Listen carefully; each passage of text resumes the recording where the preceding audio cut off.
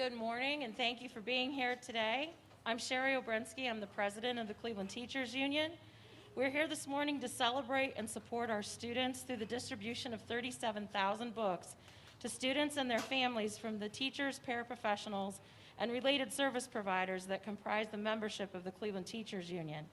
We also stand with our CEO, Eric Gordon, students, parents, business professionals, and other members of the Cleveland community to tell you why Issue 68 is so critical to our students and the city of Cleveland. Also joining us today in solidarity is past CTU President David Kolke, Ohio Federation of Teachers President and Ohio AFL-CIO Secretary Treasurer Melissa Crapper, and American Federation of Teachers President Randy Weingarten. Our first speaker today is CMSD CEO Eric Gordon. Eric, thank you for being here. Thank you and good morning, everyone, and welcome to Randy Weingarten and AFT back to Cleveland and Max Hayes High School. I want to start by thanking CTU President and past President Sherry Obrensky and David Kolke. The books that students will be receiving today, those 37,000 books, were purchased directly by the Cleveland Teachers Union for our kids, and it's the second round of books since the pandemic started. Let's thank them, please. I also want to thank CTU, OFT, and AFT for helping us get the message out about the important issue 68 facing Cleveland taxpayers. This issue will allow us to keep programming in place that we built, like our preschool programming, with 76% increase in the number of children accessing 3- and 4-year-old early childhood. It will keep class sizes good with strong teachers in them. It will keep the digital technology where we took the worst connected city in the country and connected every single student. It will make sure, It will make sure that we continue to provide the vital Say Yes to Education supports in health, mental health, legal, and out-of-school care, and all of this for $7 a month for the median income home. It's a critical issue with a lot riding on it, and we appreciate your support. Finally, I want to thank Sherry Obrensky and the Cleveland Teachers Union for the tireless work to figure out how to deliver this remote learning while we have to do so. The health risk in our county is high and growing, but we have been one of the few that have not been on the news fighting about how to serve kids, and I'm very grateful. Thank you, everyone. Thank you, Eric. As a 22-year veteran of the Cleveland schools, I've seen this district go through many changes and have seen initiatives come and go. But when voters placed their confidence in us by passing the 15 mil operating levy back in 2012, for the first time in my tenure in Cleveland, I saw something I hadn't seen in the previous 14 years: stability. For the first time in many years, we had financial stability that gave us the security to start building the remarkable progress we've shown over these last 8 years. We've always had great kids and wonderful educators, but we didn't have stability. We didn't have what we needed to place the concentrated focus on the efforts that have produced our marked improvement in so many areas. From vastly improved math and reading scores to a nearly 30% increase in high school graduation rates, to increased active parent participation, and an over 20% decrease in chronic student absenteeism. We've become one of the fastest improving districts in the state, and that was because the community believed and invested in us and invested in our children. Now, there are some unnamed, shadowy, dark money villains who are trying to bamboozle this community into thinking that our community can't afford to vote for this levy, that somehow it will harm businesses or harm renters, but I'm here to tell you that that's bunk. Our community can't afford to vote against this levy. Strong schools are the foundation of a strong community. Educating our children is what builds our strength and secures the vitality of our city. These ghosts that would also have you believe that there will be an overwhelming increase in your taxes are simply untrue. 75% of what is being requested is a renewal. The additional millage is only about $7 for the median property owner. For the cost of a trip to a fast food restaurant, you can ensure a quality education for our city's kids. That's priceless. Our next speaker, and I'm so proud and grateful to have her with us, is AFT President Randy Weingarten. She's seen the challenges our schools face from coast to coast and has been a strong and stalwart voice for teachers, other educational professionals, as well as public employees and healthcare professionals. I appreciate her being here today and the support she's shown to CTU members and to Cleveland's kids. Randy, thank you.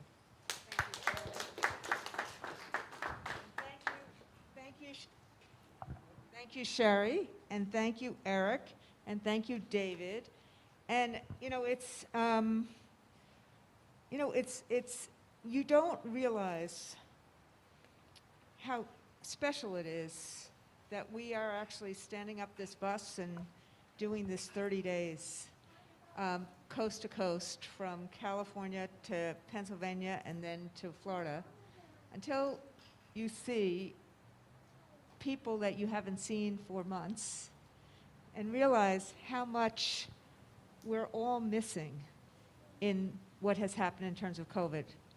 It's not simply that it is a devastating virus that has killed over 220,000 people in America and infected close to 9 million now.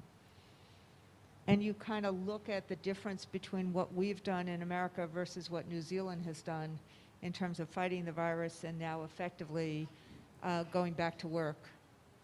But you also realize the toll that children have every single day about not being, in school in the middle of October here, the toll that it takes on families across America, the toll it takes on unemployed, the toll it takes in terms of learning loss, the toll it takes in terms of so many people on a line in terms of getting food and then also getting books. But the toll it also takes in terms of all of us not seeing each other, not engaging with each other. We are very social human beings. And the first thing I would just want to say is how proud I am of the work that the school system has done, Eric, and the work that our union has done in terms of standing up remote education, in terms of always finding the solution. What can we do? There are no good choices here. The only good choice is to tackle the virus and then to try to find a way to help make people whole again and kids whole again and deal with the emotional issues and the anxiety that everybody has had. And we talked last night about a lot of that. But the places that you see bad choices turn into silver linings are places like Cleveland, where people are working together, where you're trying to figure out how to make things work, how to help people. What does it take?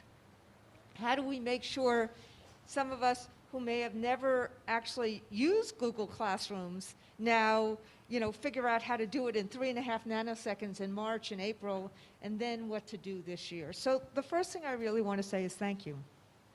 I see lots of districts, and I've seen this district when there hasn't been this level of fierce cooperation and collaboration. And so I just really want to say thank you to making it work and to actually working through what is really legitimate anxiety on everyone's part. It's really special, and it's really special throughout the country that you are.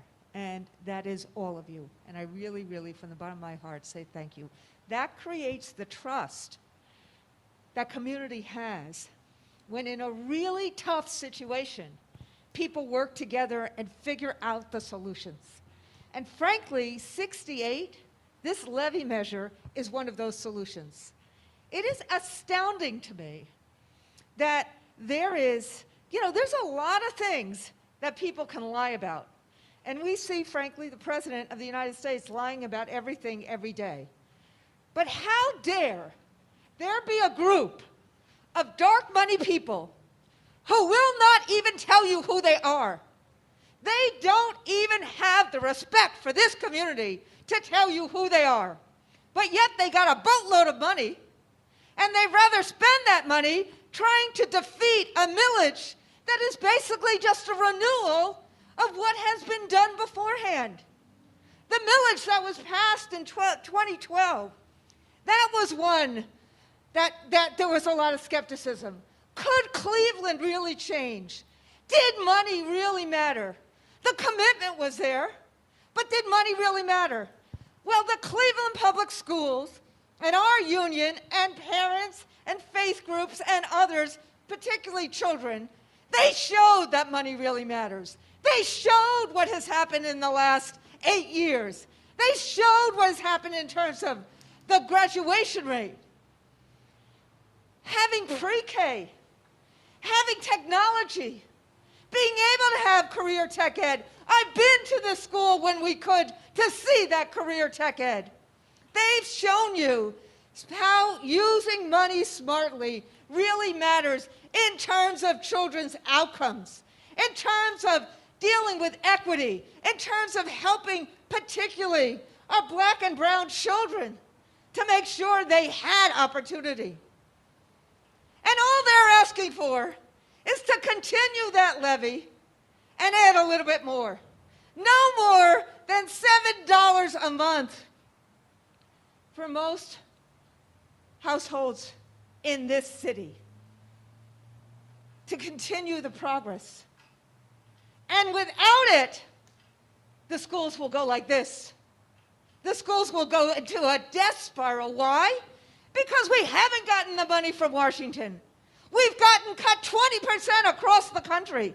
We need that stimulus that Nancy Pelosi keeps working on day in and day out, and that Rob Portman has not helped try to get. We need that stimulus that 80% of Americans are saying, why are you not helping with unemployed? Why are you not helping get money for schools? Why are you not helping get money for states? This is the only game in town to continue this work. And if I sound mad, I am. People in this district have fought for the public schools that our kids deserve. They work every single day, remotely or in person, to help kids have an outcome that kids deserve. And yet, these opponents, these charlatans, will not even tell you who they are as they lie as much as Donald Trump lies. It's wrong. Tell us, whoever you are, tell us who you are. Have the good faith, have the moxie, have some courage to at least tell us who you are. Are they the developers that want their little Tony tax breaks?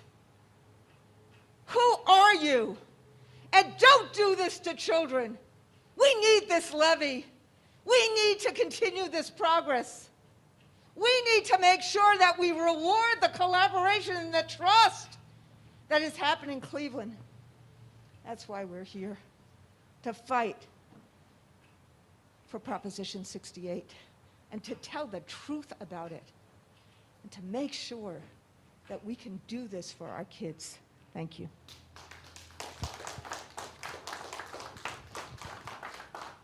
Thank you so much, Randy. I can't express how much we appreciate your passion and your support and all of your efforts to help us with this levy and everything else that we have faced here in Cleveland. So thank you for being here. Our next speaker is Antoine Williams. He is a graduate of the Cleveland Metropolitan School District and a parent, as well as a renter here in Cleveland, and has been a proud co-chair of Issue 68. So Antoine, thanks for joining us today. Thank you, Sherry, for the introduction. I'm a proud CMSD product and alumni, and just to kind of echo what Randy, Sherry, and Eric have stated, Issue 68 is essential. We need this for our students. My daughter deserves a quality education. It's critical for our students to be connected digitally and to be able to learn digital literacy, right? So just to keep it really simple, Issue 68 has profound benefits that a ripple effect throughout the network And we need that support. Our students deserve that continued investment for the progress of our district. We would love to see that. Basically, our students will be the leaders of tomorrow, and Issue 68 can propel them to do just that. Thank you.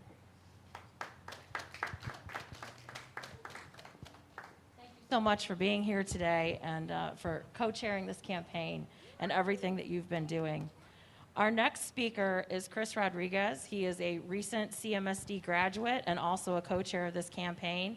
He is a college student this year and has just been a wonderful advocate for Issue 68. So Chris, thank you for joining us today.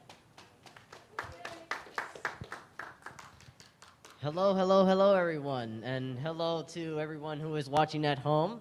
My name is Christopher Rodriguez. I am a freshman at Kent State University, majoring in integrated mathematics with the hopes of becoming an educator back here in Cleveland. Yes. My story is unique, you know. I started my 9th grade year very shy, very just not outgoing, like how I am today, and being in front of all these cameras, in front of all these people, all of our supporters for Issue 68. It is a lot for me. So thank you guys for being here. Thank you for supporting Issue 68. Issue 68, of course, supports students like me, supports students who want to go to college, who are first-generation students. I am a first-generation student, and I had no idea what to do when to go to college, and say yes, and Issue 68 will continue to support us, to support Cleveland students. And this is why we need to vote for Issue 68.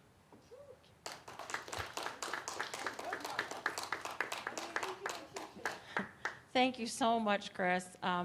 And you know, to be someone who's just graduated from CMSD, is going to college, doing this all remotely in a pandemic, and being such an eloquent spokesperson, we truly appreciate you. Our last speaker for today is Nora Kelly. Nora is a parent in CMSD. She is a small business owner and has been a supporter of Issue 68, and we truly appreciate her participation with us here today. Nora? We have someone here that wants to steal the mic, so we're going to have to compete over it here. My name is Nora Kelly. I'm a Cleveland resident and a small business owner in the West Park community. Issue 68 is critical. We cannot afford to not invest in this measure for our city's kids and for our educators. I really think it's critical that folks that have the ability to pay their fair share. So as a small business owner, I can't say more unequivocally that it's time for folks that have the ability to pay their fair share for our city's kids and educators. So yes on Issue 68.